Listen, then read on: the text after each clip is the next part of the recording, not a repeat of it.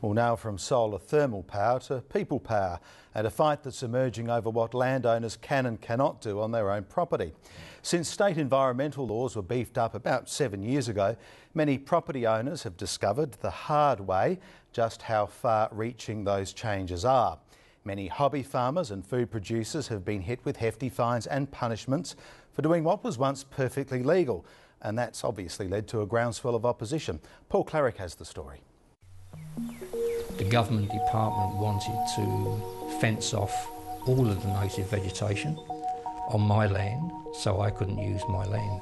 We all understand there's got to be rules, but their rules are just unrealistic.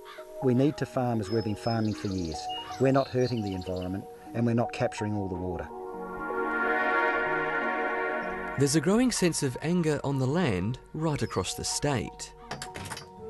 Landowners, especially food producers, say state and federal environment laws are being aggressively policed with unfair demands and penalties. John Duggan keeps alpacas on his 5.5 hectare property at Yundi near Mount Compass. He's now only allowed to use just over half of his property for that purpose after receiving a $3,000 fine and a criminal conviction for illegally clearing native vegetation.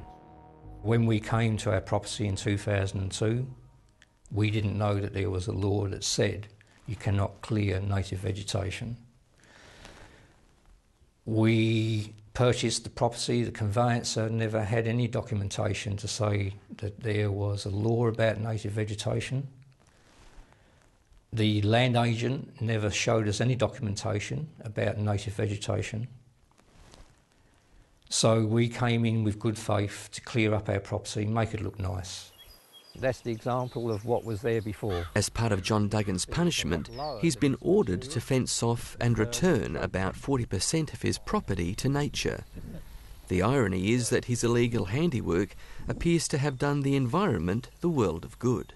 9 years ago, when I slashed this area, my land looked very similar to the next door neighbours, and that is that, as you can see, there is coral fern that has choked out literally everything there, compared to what now we have here. 9 years later, is the material is nearly twice as high and extremely dense compared to what it was. So in fact, I've received a criminal conviction for beautifying native vegetation. Fine example of native. But the saga is yet to end. John Duggan says federal environmental authorities have now stepped in and demanded that he publicise the outcome with ads in national, state and local newspapers for 20 consecutive days at his own expense. That's something he's refusing to do. The state wanted me to put ads in the paper and I refused. The Commonwealth then duplicated exactly the same processes and I again refused. There are genuine concerns about the operation of the NRM Act and how much power certain bureaucrats have over landowners and food producers. But you're also seeing, I think, the federal government putting its fingers in this pie as well, which is adding to that regulatory burden. Down the road at Inman Valley near Victor Harbour, neighbours Daryl Robertson and Jill Hagerman have also fallen foul of natural resources management. 2 years ago, Daryl cleared tons of silt from the bed of the Inman River, which divides their properties. That used to be legal before the law was changed in 2004. And then since then, the NRM have come down and said that what I've done is wrong. They want to fine us $35,000, or in exchange I can plant 6,500 square metres of land out with prickly acacias.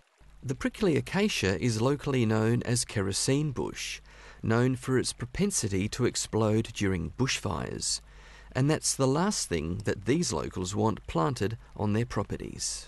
It's looking from the NRM position that people are idiots, don't know what they're doing, and really are not addressing what people have been doing for a number of years and managing under their own control.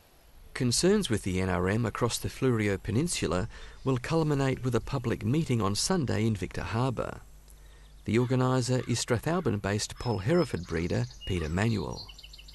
The worry that we've got at the moment with this Natural Resource Management Board, with all their stipulations and non-complying fines, we're not going to have a food bowl. And that's what the rally's about. As Peter Manuel sees it, food security is under serious threat from environmental bureaucrats who have become a law unto themselves. We serious about our food bowl? No, we're not. Fencing off creeks, fencing off dams, meters on our dams that we have to pay for is just absolute lunacy. Landowners say the current regime of fines and penalties available to the NRM is exorbitant and could soon get much worse. They want to start doing stocking rates on the paddocks. You can't move a rock, you can't move a log. They want the reeds protected, which are in your paddock. They don't want them mowed. It's tough enough now for a farmer to make a living now, let alone any more rules to make it harder for them. Why do we need non-complying fines for an individual of $35,000, and this government want to change that to $700,000? If you're a family company, it is $70,000, and this government want to change it to $2.2 million. The state government has confirmed those changes. We've changed the penalties that exist there, and they're a range, and they have been increased. And says NRM officers have its full confidence. When it's asserted that NRM officers, for example, are acting beyond their responsibilities, I've seen no evidence of that, despite my requests for information, because I will be the first to shake the tree, for example, if NRM officers, or indeed any people under my portfolio responsibilities, aren't acting the appropriate way. I have seen no evidence. What I've heard is essentially a lot of hearsay. The minister says he's even tried to meet the disgruntled landowners organising Sunday's protests. A meeting was arranged, a time was arranged, and despite the best efforts of my office to contact the flag representatives on 5 or 6 occasions before that scheduled meeting, they never lobbed for that meeting. And until that standoff is resolved, both parties seem intent on defending their respective positions. The message is, we're not going away, we're getting stronger, and we're not going to put up with this lunacy.